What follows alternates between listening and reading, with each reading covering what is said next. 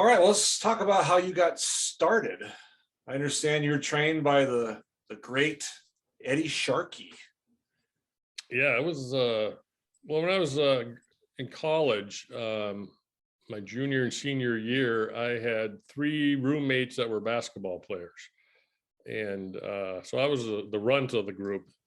And one of the roommates was John Laurinaitis, the infamous Johnny Ace today. And I think he's back with WWE, I think, as a talent guy. But yeah, at that time, cable TV just came out, and his brother, which is Joe Laurinaitis, Animal, none of us knew anything about wrestling at all, except that Joe was going to be on Saturday night on TBS, and we tuned it in, and that's what we would do. We would watch it, and that was the only real exposure I had to wrestling. Okay.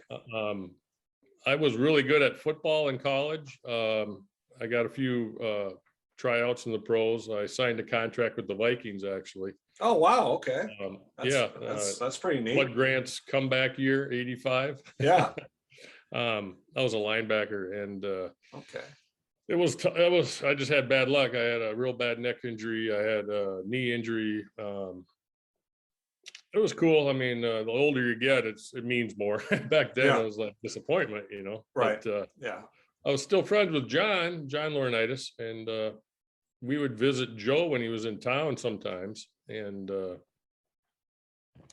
I wasn't doing much. I was working at a health club and working out and bouncing at night after the Viking thing, and then we just got to talking, and I'm like, hey, I'm in great shape, but is there any other way to make money? So John said, Joe thinks you could do it, man. Joe thinks you could go in, and he said, you got a good look. You could be a baby face. I didn't know half that stuff at the time, but I'm like, I don't know, man. I was like, it's just nothing. There was no passion to do it, but I didn't. And then I started talking to John more about it, and Joe set it up. He said, hey, go meet. He goes, there's a guy named Eddie down in, I don't know where we were at the time, some junior high in St. Louis Park, basement, something. I don't know where it was.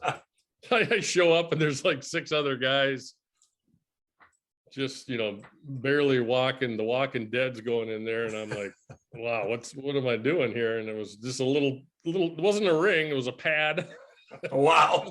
It was a pad. I don't know what I gave him. Joe helped me, because I didn't have to pay as much as the other people, but I had no idea. So I just started learning it from there, man. It was crazy. It was, and that was the era of, I was only exposed to the Road Warriors for that's the first passion I had for wrestling. So I'm assuming all these wrestlers are the size of these guys, right? And they were at this camp. I don't know if you don't remember Terry Shapinski, the Warlord.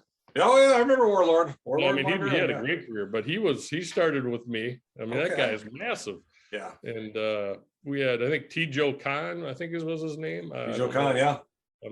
They're all coming back to me, but those were the guys I remember in the camp with me. And then we would do, Eddie kind of ran an independent circuit a little bit around like Wisconsin, Iowa, Winnipeg, I don't know.